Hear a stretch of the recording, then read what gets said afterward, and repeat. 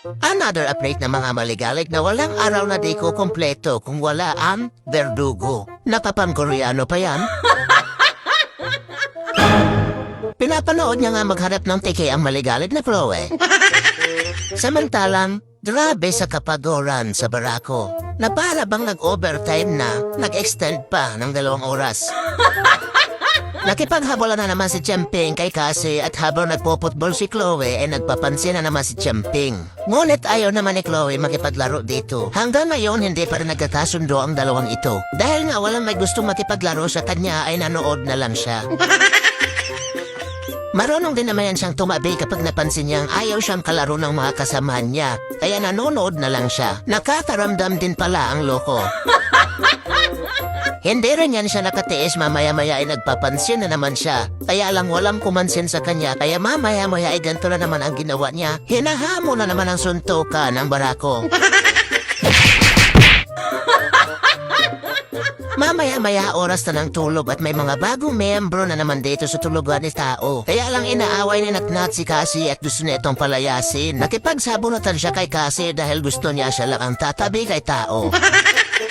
At wala naman ngang nagawa si Cassie, pinagbigyan niya na lang si Natnat at Kekonin nga ito. Pero hindi niya alam meron pang isang nakikipag-aduan ng baluarte. Na para bang kanya na yung tondo, gusto pang sakupin ang Cavite.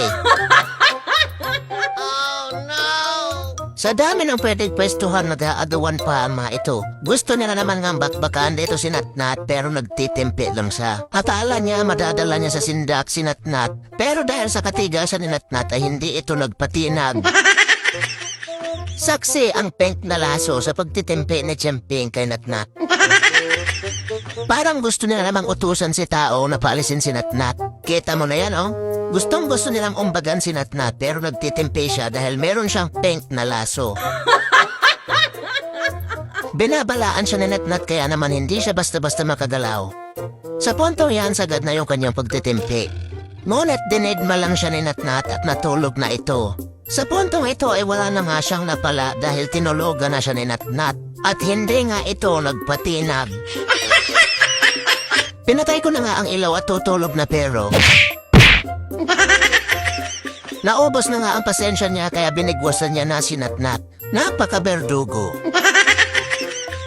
Champing, nakuha mo na ang gusto mo, matulog ka na. Kung ayaw mo doon kita patulogin sa labas, Champing, tingnan mo.